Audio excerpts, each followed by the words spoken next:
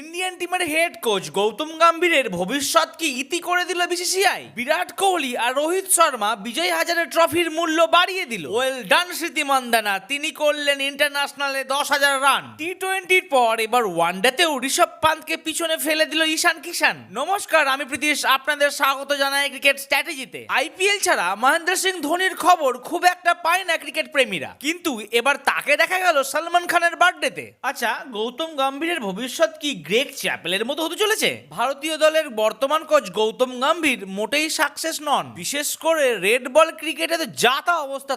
তার অধীনে গত 1.25 বছর ভারতীয় দল আশানুরূপ বড় সাফল্যই পায়নি। ফলে আসন্ন টি-20 বিশ্বকাপ যে তার জন্য অ্যাসিড টেস্ট হতে চলেছে সেই বিষয়ে কোনো সন্দেহ রাখে না। গৌতমের নেতৃত্বে ভারত মাত্র 7টি টেস্ট জয়লাভ করেছে এবং 10টিতে হেরেছে, আর বাকি 2টি ম্যাচ ড্র হয়েছে। বিশেষ করে নিউজিল্যান্ড, দক্ষিণ আফ্রিকা এবং অস্ট্রেলিয়ার বিরুদ্ধে শোচনীয়ভাবে টেস্ট সিরিজ হেরেছে ভারতীয় ক্রিকেট দল।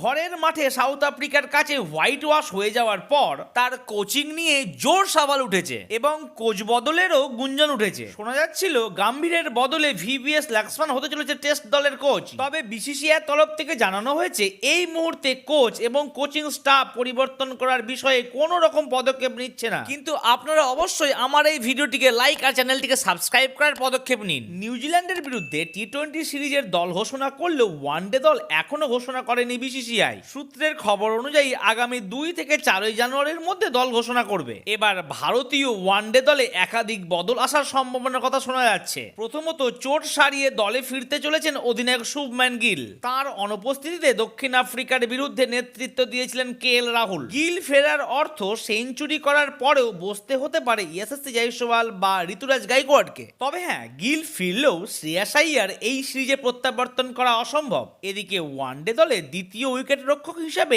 এতদিন খেলতেন ঋষভ পান্ত। তবে এবার কানাঘুষো শোনা যাচ্ছে যে অবাধ্য ছেলে অর্থাৎ ঈশান কিষান হতে চলেছে ভারতীয় দলের সেকেন্ড উইকেট কিপার। রোকো জুটি এবার বিজয় হাজারে ট্রফির মর্যাদা ক্রিকেট মহলে বাড়িয়ে তুলল। আর এমনটা তো হওয়াটাই স্বাভাবিক। তাদের মতো স্বনামধন্য ক্রিকেটার যখন খেলছেন, ম্যাচগুলি তো কামাল আর ধামাল তো হবে বটেই।